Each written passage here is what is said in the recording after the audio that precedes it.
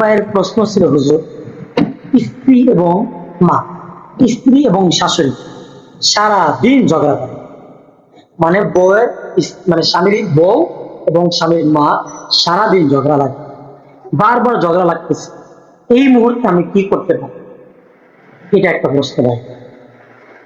শাশুড়ি এবং বউ যদি ঝগড়া করে, তো কিভাবে তাদেরকে সলভ করা যায়, এই বিষয় নিয়ে আজকে আমরা কথা বলি। কিভাবে সলভ করবেন? ধরেন আপনার স্ত্রীর দোষ নাই, সামান্য পরিমাণ দোষ আপনার স্ত্রীর নাই, সব দোষ আপনার মায়ের। তাই বলে কি আপনি দৌড়ে গিয়ে মাকে ঝাড়ি দিয়ে বসবেন? মা, তুমি এটা কি করলা?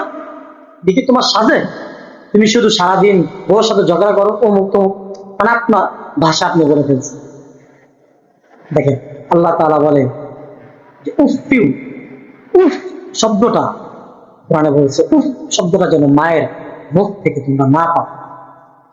আপনি এই মুহূর্তে কি করতে পারেন? আপনি জানেন আপনার মা প্রত্যেক দিন আপনার স্ত্রীর সাথে ঝগড়া করতেছে, কোনো কারণ ছাড়া ঝগড়া করতেছে।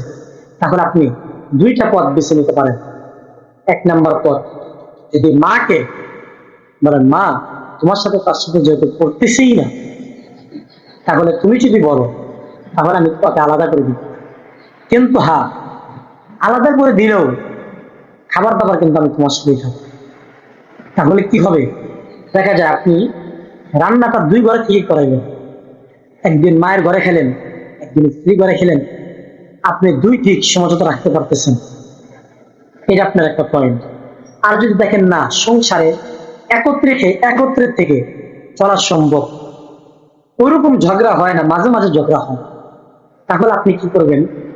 ওই স্থান, ওই মুহূর্তে মাকে একটা ধমক দিবেন না। সাব্বা, আপনার মায়ের দোষ আপনি জানেন, বোঝেন, আপনি স্ত্রীকে একটা ধমক দিয়ে ঘরে চলে নিয়ে আসেন। ঘরে নিয়ে এসে আপনি তার কাছে বলেন, সরি, আমি যা করছি ভুল করছি, আমি জানি তোমার দোষ নেই, আমি সব কিছু জানি। মা তো একটা ধমক দেওয়া যায়, স্ত্রীকে বোঝা, মানুষ হলে বুঝবে, মানুষের বাচ্চা হলে বুঝবে, মানুষের বাচ্চা হলে বুঝবে। তাহলে আপনি কি হলো, ওই দিক থেকে আপনি মায়ের শান্তিটাও পেলেন, এই দিক থেকে স্ত্রীর ভালোবাসাটাও পেলেন, মায়ের ভালোবাসাও পেলেন, স্ত্রীর ভালোবাসাও পেলেন।